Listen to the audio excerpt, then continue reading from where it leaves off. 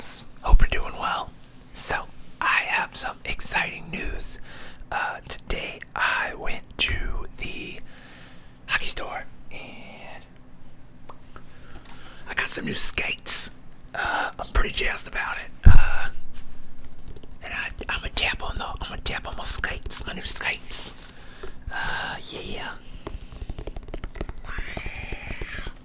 For comparison, here's my old skates. These skates are like 20 years old. You can see, if it'll focus on these, just see how beat up these guys are. These guys have seen, I think these skates have seen like 1,000 hours of ice time or something insane like that. So, I'm pretty stoked. Like, these are Power Supreme M4s, which isn't the highest quality. It's like the mid-tier skate, low mid-tier. I don't know. But here's the thing: these are size 13. I don't know if you can see it if I bring it closer to my face. Size 13 fit 2.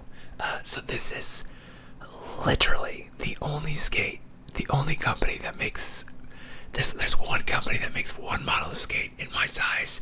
It's this one. And shockingly, the pro shop had one that I could try on, and I was like, okay. I did not expect that to happen. Like, I knew this was. I did research. I was like, this is the only one that's gonna fit. And I asked people online on like the hockey subreddit, and they're like, no, go get your feet measured. Like, you're probably 12.5. I'm like, I wear a size 15 shoe. There's no way. And they're like, you're like a 12 and a half. You might even be an 11 and a half. I'm like, no way, right? So I go, and I'm like, do you guys have one of those foot skater things? They're like, yeah. And they put it down. They're like, yeah, you're 13. Like, there's even that. They're like, this might not work. So I put them on, and I have a condition called neuropathy, which is like a byproduct of diabetes, where like there's like nerve damage in my feet, so I don't feel my feet so good. So it's tricky to buy skates because I can't feel if they're like, if my toes are all the way in there, because I don't have a lot of feeling in my toes. I can kind of feel like,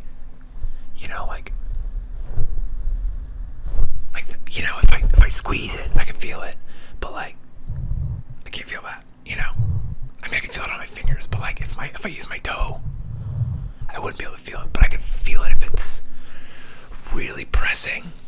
And I wasn't feeling that, and then I took the soles out and I compared them, and they almost lined up perfectly. The new skates are like a millimeter wider in some little parts, so I was like, okay, they passed the field test, nothing crazy.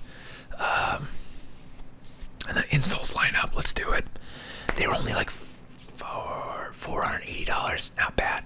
And the store was having a anniversary sale, so I got $40 in store credit if I go back, which I knew my gloves are full of holes, so opportunity to do hand stuff. My gloves have holes. Ooh, ASMR.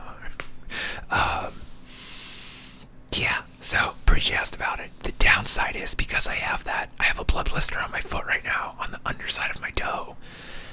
So I'm not skating right now, so it's like, okay.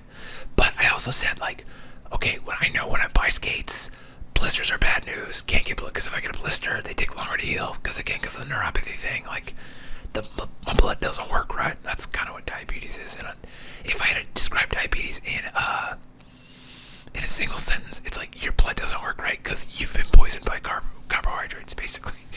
And so it just doesn't flow down there very well. So like that kind of stuff, blisters take longer to heal, which means the risk of infection goes up, and the infections take even longer to heal. So like, if I don't take time off, if the blood blister heals on its own, it should be a couple weeks. But if it gets infected, it could be a couple months. And because hockey season starts in a couple months, we don't want that to happen, so we're playing it cautious. But I did find out, I figured out why I have this blister, why this keeps being a problem. But also, side note, I was addicted to energy drinks. I think I've told that. I found a new replacement for energy drinks. They're these sparkling ice things. This blue raspberry one's pretty good. It tastes like blue. And I'm like, oh, a blue thing I could drink. Oh, they're so good.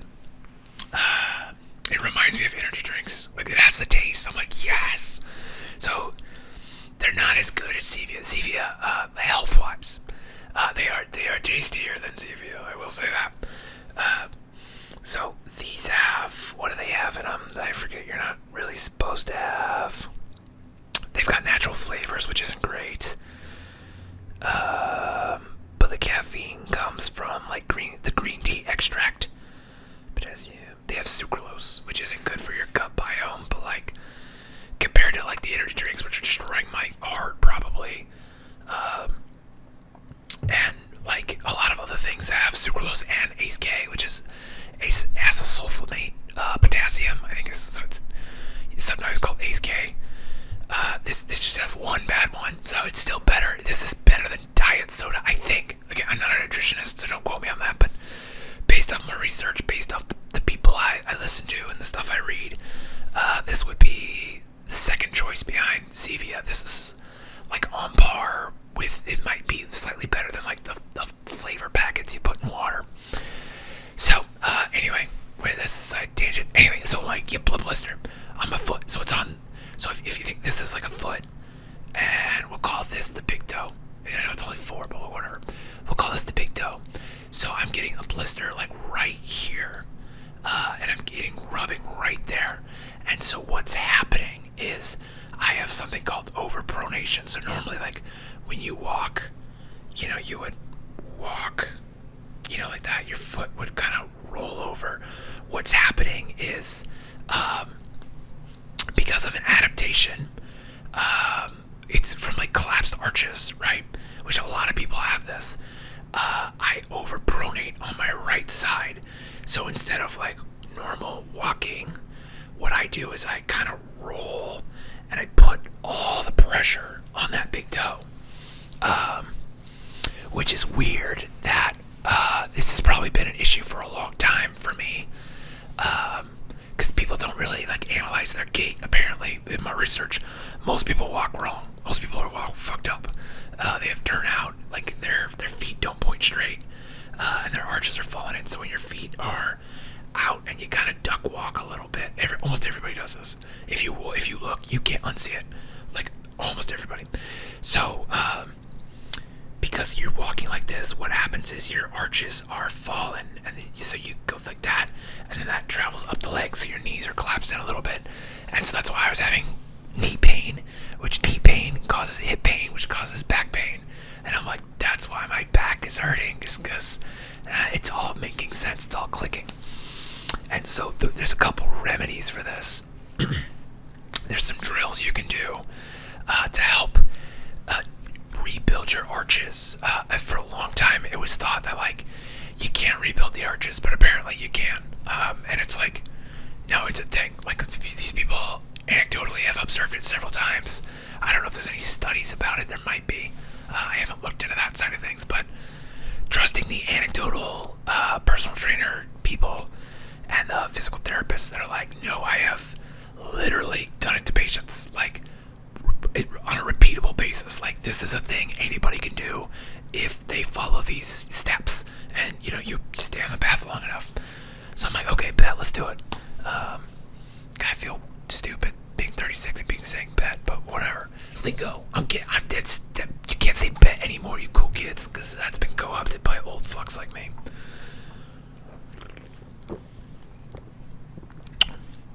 Okay, anyway, so couple things you could do. The first one, the easiest one, is you sit tall in a chair, and then you just take one leg. So if you're sitting, and then you slide out as far as it'll go forward, and then you curl your toes, like you push down with your toes, and that forces your arch to fire. Then you bring it back as far as it'll go while complete contact on the ground, right? And then again, you squeeze your toes, force the arch to fire, and then you go, externally rotate your hip as far as it'll go, force the arch to fire, internally rotate your hip as far as it'll go, force the arch to fire, and you do 3 sets of 3, a couple times a week. So that's step one. Another thing you could do is, you could throw out a towel, and then you take your foot, and with the towel, you just use your toes to curl it back in, and then you lay it back out, and then you curl it back in, and you do 5 reps of that or whatever, a couple times a week. And then the big one that was recommended by a YouTuber, his name's Mark Wildman, personal trainer guy, super smart, teaches functional training stuff. This guy knows his shit. I love his stuff because like he shows his work. It's like, this is why these are movement patterns, and that's what he trains. It's like how you move in the real world. So anyway, he talks about lateral swinging, so club swinging. So if you get heavy clubs or Indian clubs or maces and you swing, away from the center line. And what's happening there is your feet have to fire to keep stable, and that works the ankles, that builds the ankles. So you do that, and then eventually you start to elevate your toes and swing, and that just gives more range of motion, forcing the arches to fire. And the good thing about club swinging is it's relatively low weight, so you're accumulating just shitloads of reps. Like the recommended dosage is like 100 inside swings, 100 outside swings. So if you do 100 outside, 100 outside, 100 inside, 100 inside, that's 400 swings right there in one practice session. So if you do it 3 times a week, that's 1,200 chances a week for your feet to fire and relearn a movement pattern. And so I think Mark's prediction was if you kept to that and you did it for 6 months, your arches would be right back where they need to be. And so I'm like, okay, let's do it. Cool. And then the other thing I've been thinking about is, I was like, okay, well, why is this happening? Because I haven't been really working that much, so I'm not on my feet that much. And then I realized, because I watched, there's one person on YouTube that makes a video about this specific condition. And it's from like a foot doctor guy. And he talks about it, and he's like, yeah, so what we do is, we put arch support in the insoles, which I have those orthopedics. And he's like, yeah, then we can also make a couple adjustments like this. We do this. And I was like, okay, cool. And then I noticed that I don't wear my insoles around the apartment. And because I've been hockey training, I do a lot of barefoot training because it's supposed to be better to help build the arches and the ankle strength. And it's because I'm not wearing the orthotics that I'm getting a lot more reps of that rolled on the toe, a lot more pressure coming down. And I've been wearing my Crocs a lot. And I did the test with my girlfriend, and she was like, yeah, your foot rolls in those Crocs pretty badly. And I was like, shit, okay. That's why things aren't working for me. It's like, okay, so I need to get shoes. I need to wear my orthotic shoes, only orthotic shoes from now on, only wearing those. And then I went and looked on their website, and they have a house shoe with like a moccasin, which is what I used to wear. And then I was like, maybe this moccasin is causing this, because I had calluses there, and I was like, okay, take that out. And I noticed that when I stopped wearing the moccasin, I stopped having as bad of calluses. So I think that helped. But now that I have the internal blood blister, I'm like, did it help? Like, maybe it didn't. Maybe that actually was working against me. But so I found on that website that has the shoe company that supports the orthotics, because the orthotics are thick. They make a house shoe that's like a moccasin, but they only go up to size 14, and I wear a size 15. So I was like, fuck. Like, I can't win, but I found a good new drink, so I'm pretty happy about it. It's still a pretty good day. Oh, man. And I got some other good news. So I've been working with this big company in town, helping them they do these things called town halls. A lot of companies do these, which is just like state of the company addresses. So like every quarter they have cable news remotes. So I go in, I help them set up the camera and help them film and send the footage, not the footage, but like send the live feed to and from the cable network. And they hired somebody to do the job internally. I was kind of a band-aid because my friend had the job, and then he quit, and so he was like, hey, you could do this, because I was kind of like his like backup, because he knew he was going to quit. He lined it up. He was a smart guy. And so the new guy came in, and he had imposter syndrome, but he's so smart. I love him. He's a great guy. His name's Daryl. So he's finally caught up to speed on it, on these town halls, and like they're starting to phase me out. And it's like, okay, I lasted there a lot longer than I thought I would already, and it was a pretty significant amount of money, a couple $1,000s over the last 2 years, something like that. More than a couple $1,000s. But anyway, here and there. So the other day we went into the studio, and we just simplified a lot of things. We pulled a lot of components out that weren't doing anything, or that were like redundancies that didn't even need to be there, like redundancies that didn't have a point. So like there was a lot of like things that went to other things, but then that thing just went back to the, and it's like you could pull this piece out, it does nothing. So we pulled just shitloads of cables out, and we, components that like, why do we need a second one of these in line with this other thing? Like, it's not even a backup, because like if this one failed, this wouldn't help us. So that kind of stuff. And so we got that, it's all simplified, so now if there's problems, it's a lot easier to trace them. So like this guy he doesn't know a lot about streaming stuff, but he's smart, he'll get it. Like he's catching up. And so it's easier for him to be able to look at it and go, okay, what's the problem? Let's trace it back and find the failure point. So he called me today. I was like, hey, we have a problem. And I was like, what's that? The building. I guess I could say this because I'm not saying the name of the company, but like if you did any research, this would make it very obvious. The building across the street from this corporation is getting torn down, and they're building a skyscraper there, which is going to take like 2 years. And so they're like, they don't want to use the studio for the next like 2 years. So we have to rebuild and build out like a mobile studio that they could do these town halls at, which essentially means like, depending on how it works, if it's something that we build and we set up, like I might have 2 or 3 more times there versus like the 1 more time, which is what I thought I had. But if it's mobile and needs to be set up, torn down every time, then I'll probably have a job with them for the next 2 years, which is cool. And it's great to have, a nice solid anchor client that gives you a lot of money. So that was some good news that happened. Also, okay, I need feedback here. This is so late in the video, I don't know if anyone's like still awake and watching. But a guitar, a friend of mine has a guitar that I've wanted for a long time. It's a Telecaster, a Fender Telecaster, and he's selling it for $800. And I'm like, I kind of have the money for that, and I kind of don't, because I still have debt, and I want to pay off my debt, and I want to be a responsible adult. But I also kind of want this Telecaster, and I've wanted it for years. Like, I've wanted a Telecaster.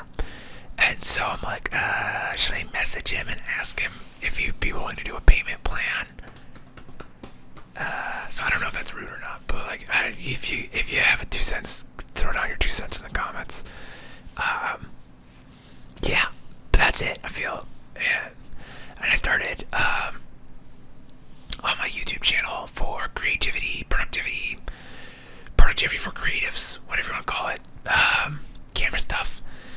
I started answering questions. So if you have questions that you want answered, I'm gonna make.